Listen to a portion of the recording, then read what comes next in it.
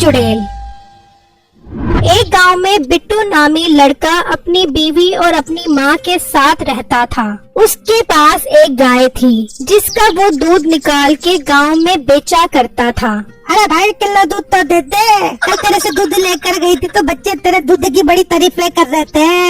हाँ बाजी, मेरी गाय बहुत खालिश खालिश दूध देती है। जो मेरी गाय का दूध पीता है वो चुस्त दुरुस्त और चाको चौबंद हो जाता है। हाँ तेरा दूध बहुत अच्छा गाढ़ा है। एक ही दूध में मेरे बच्चे तो बॉडी बिल्डर लगे हैं। बाजी आपका बहुत बहुत शुक्रिया जो आप मेरे दूध को इतना खालिश और सेहत के ऐन उसूलों के मुताबिक कह रही है। हाँ जो अच्छी चीज है मैं तो उसकी तारीफें करूँ। अच्छा से तो बच्चे ना कर, जल्दी से 1 किलो दूध दे दे। फिर बिट्टू उसे दूध देता है। शाम में बिट्टू घर आता है तो अपनी माँ को बताता है, अभी यार कसम से लोग मेरे दूध की बहुत तारीफें करते हैं और अब तो दूध की बहुत ज्यादा डिमांड बढ़ गई है कि दूध खत्म हो जाता है लेकिन गाय खत्म नहीं होते। ये तो बहुत अच्छी बात है। मैं तो दिन रात तेरे काम के लिए दुआएं करती रहती हूँ। हाँ बिजार, ये आप की दुआ का नतीजा है जो मेरा दूध धड़ाधड़ बिक रहा है। एक दिन बिट्टू दूध बेचकर घर आता है तो उसकी बीवी कहती है, अजी अब तो आपका काम बहुत अच्छा हो गया है। अब तो घर के लिए फ्रिज ले लो। पानी वगैरह का सामान रखने में बहुत मुश्किल होती है मुझे। हाँ बेगम तुम ठीक कह रही हो, मैं कल ही फ्रिज लेकर आता हूँ। हम फ्रिज में ठंडे ठंडे बर्फ के गोले जमा कर खाया करेंगे। फिर अगले दिन बिट्टू फ्रिज लेकर आ रहा होता है कि रास्ते में उसे मीठा मिल जाता है। अरे बिट्टू भाई, ये मशीन कहाँ से लेकर आ रहे हो? अरे भाई ये मशीन नहीं है बल्कि फ्रिज है। इसमें चीजें ठंडी होती है, ये बहुत महंगा आता है। अरे बिट्टू भाई, तुम्हारे पास इतना पैसा कहाँ से आया? कहीं तुमने चोरी करना तो नहीं शुरू कर दी?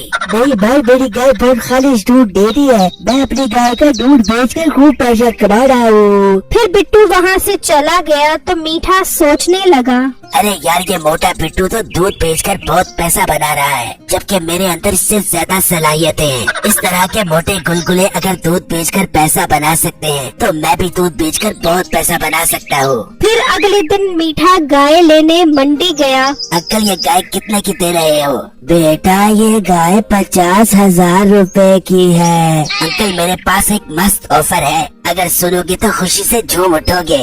जरा बताओ तो क्या ऑफर है तुम्हारे पास? अंकल ये गाय मुझे 10,000 में दे दो, मैं इस गाय का दूध बेचूंगा और पैसे आधे आधे कर लेंगे। कैसी लगी मेरी गोल्डन ऑफर? बेटा बहुत ही गंदी ऑफर है तुम्हारी, और दूसरी बात ये गाय नहीं है बल्कि संडा है। गाय ये खड़ी है और ये 30,000 रुपए से कम नहीं मिलेगी। फिर मीठे ने गाय के मालिक को 30,000 रुपए दिए और कहा, अंकल गाय खरीदना मेरी मजबूरी थी, इसलिए मुँह मांगी कीमत दे रहा हूँ, क्योंकि मैं इस गाय के दूध से लाखों रुपए कमाऊंगा और मुझे बहुत दुख हो रहा है कि आपने मेरी एक गोल्डन ऑफर ठुकरा दी है। बेटा मैं ऐसी गोल्डन ऑफर बहुत बार ठुकरा चुका हूँ, अब शाबाश यहाँ से चलते बनो। फिर मीठा वो गाय लेकर घर आ गया और उसका दूध निकालने लगा तो उस गाय ने थोड़ा सा ही दूध दिया। तू दूध क्यों नहीं दे रही? पूरे 30,000 में तुझे खरीद कर लाया हूँ, अगर दूध नहीं देगी तो ऐसा टीका लगाऊंगा कि याद करेगी। मुझे लगता है तू ऐसे दूध नहीं देगी, तुझे डंडे से मारना पड़ेगा। मीठा उस गाय को कुछ भी खाने को नहीं देता था और उसे डंडे से भी मारता था, और जो दूध निकलता था उसमें पानी मिला देता था।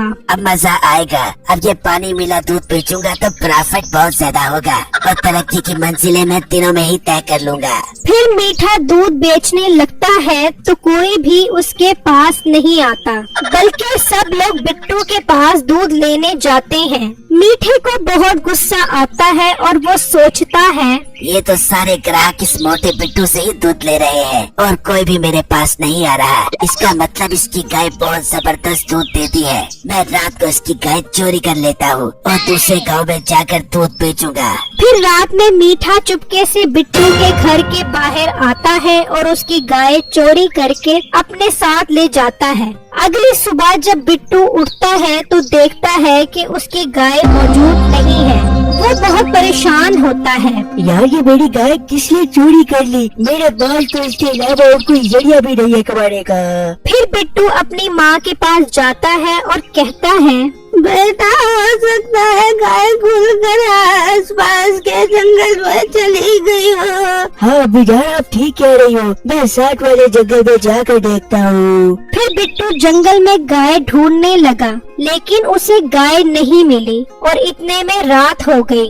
बिट्टू बहुत उदास हुआ और वहीं परेशान होकर बैठ गया। इतने में एक चुड़ैल आ गई। बिट्टू उसे देखकर डर गया और कहने लगा, आप कौन है? मुझे मत मारो, मैं एक बहुत गरीब इंसान हूँ। मेरी गाय को किसी ने रात को चोरी कर लिया है। हमारा गुजारा उसी गाय पर होता है। अगर मुझे मेरी गाय ना मिली तो मैं खुदकुशी कर लूँगा। बिट्टू की बात सुनकर चुड़ैल को उस पे तरस आ गया। तुम मुझसे मत डरो, मैं एक नेक चुड़ैल हूँ। तुम अपने घर जाओ, मैं तुम्हारी गाय तुम्हारे घर पहुँचा दूंगी। बिट्टू ये सुनकर बहुत खुश हुआ और अपने घर चला गया और चुड़ैल पता लगाने लगी कि बिट्टू की गाय कौन लेकर गया है। फिर चुड़ैल ने देखा कि बिट्टू की गाय मीठा चोरी करके ले जा रहा है। अगले दिन मीठा बिट्टू की गाय का दूध निकाल रहा था।